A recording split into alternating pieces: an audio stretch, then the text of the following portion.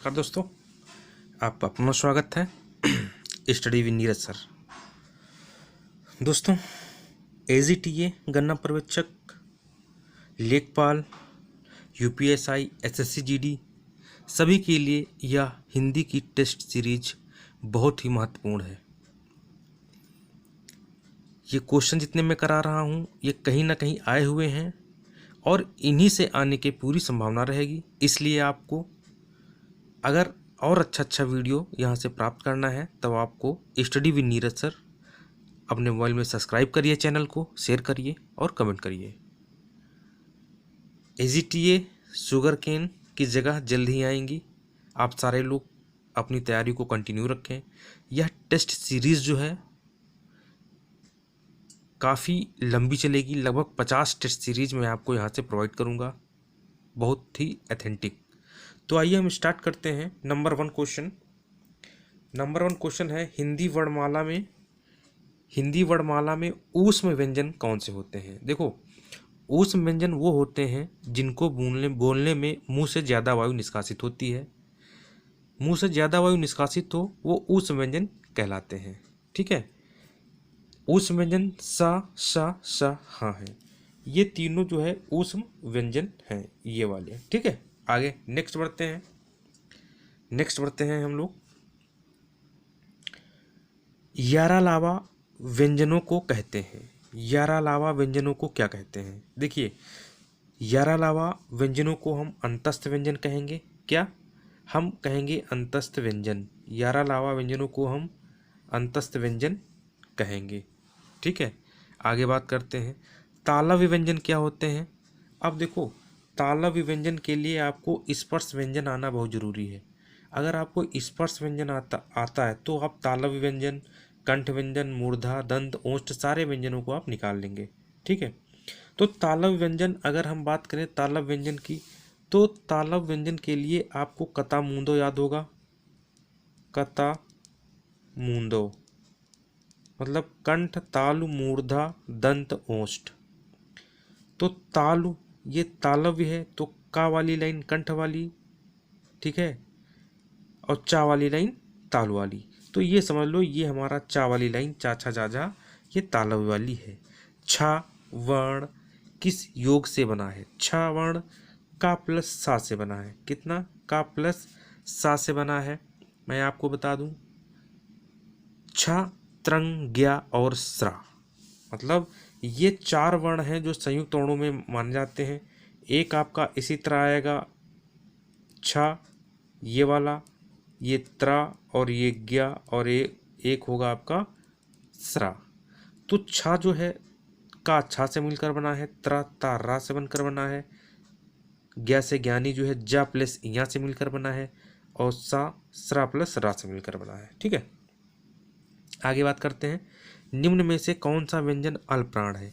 अब देखिए, अल्पप्राण मतलब मुंह से कम वायु निष्कासित हो, और महाप्राण मतलब मुंह से ज़्यादा वायु निष्कासित हो।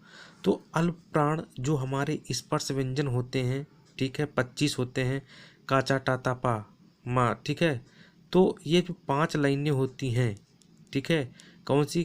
कंठ, ताल, मूर्धा, दंत, ओष्ठ वाली जो 5 लाइनें होती हैं, ठीक है, उनमें कौन सा व्यंजन अल्पप्राण है? तो आप ये देख लेना, जो पहला व्यंजन और तीसरा नंबर पे है, जैसे हमने एक लाइन आपको लिखी, का, खा, गा, घा, अंगा, ठीक, एक लाइन हमने लिख ली, तो इसमें जो पहले नंबर पे और जो तीसरे नंबर पे होगा वो होगा अल्पप्राण, और जो दूसरे चौथे पे होगा वो होगा महाप्राण। पहले, तीसरे, पांचवें पे जो होगा वो होगा अल्पप्राण, और जो चौथे दूसरे चौथे पे होगा वो होगा महाप्राण। तो आप देख लीजिए निम्न में कौन सा व्यंजन अल्पप्राण है। ठीक, तो देखो पहले पे चा है तो ये हमारा अल्पप्राण हो जाएगा। महाप्राण ध्वनियों का व्यंजन वर्ग किससे संबंधित है? देखो, महाप्राण जो है दूसरा और चौथा होता है, दूसरा और चौथा होता है। देखिए, महाप्राण ध्वनियाँ व्यंजन वर्ग में किससे संबंधित हैं? तो दूसरा और चौथा वर्ण जो है महाप्राण होता है। जैसे देखो, ये वाली लाइन अभी हमने लिखी थी, तो इसमें जो दूसरा खा है और घा है ये हमारा महाप्राण हो जाएगा। मतलब प्रत्येक लाइन का दूसरा चौथा जो है वो महाप्राण होगा। आगे, अल्पप्राण ध्वनियों का समूह कौन सा है? तो अल्पप्राण ध्वनियों का समूह पहला अभी हमने बताया था, पहला, तीसरा, पांचवा, तो चा, छा, जा, झा, इया, ये हो जाएगा हमारा पहला, तीसरा, पांचवा। घा, घा का उच्चारण स्थान कौन सा है? अब घा, का, खा, गा, घा कंठ है, कता मूंदो कंठ है। हिंदी वर्णमाला में अंग और आह अयोगवाह कहलाते हैं। अंग और आह जो है ये अयोगवाह कहलाते हैं। निम्न में कौन सा व्यंजन संघर्षी है? देखो, संघर्षी मतलब मुंह से ज़्यादा वायु, जिसको बोलने में मुंह से ज़्यादा संघर्ष करना पड़े, वो जो है संघर्षी होता है। तो संघर्षी व्यंजन जो है फा, सा, हा, जा, सा, ये संघर्षी व्यंजन है। तो इसमें से कौन सा है जो है हा है, तो इसका मतलब ये संघर्षी व्यंजन। नेक्स्ट, निम्न में कौन सा व्यंजन, निम्न में कौन दंत ध्वनि है? अब दंत ध्वनि भाई कता मूंदो, ये वाला बहुत ही इम्पोर्टेंट है। कता मूंदो, मूंदो, ठीक है, ये बहुत ही इम्पोर्टेंट है।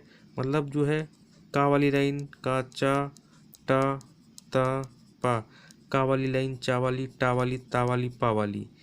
तो अब देखिए दंत ध्वनि है। अब दंत, दा से दंत, दंत वाली ता था दादा होता है, ठीक है, कता मूंदो, तो देखो ता है, यही सही हो जाएगा। कौन सा अर्धस्वर है? अर्धस्वर होते हैं या और वाह, या और वाह जो होते हैं वो अर्धस्वर होते हैं, तो ये या सही हो जाएगा, ठीक है, या सही हो जाएगा। वाह कौन सा उच्चारण है? देखो वाह जो है हम जो है दांत और ओष्ठ का प्रयोग करते हैं, तो दांत ओष्ठ दंतोष्ठ हो जाएगा। टा वर्ग किस प्रकार का व्यंजन है?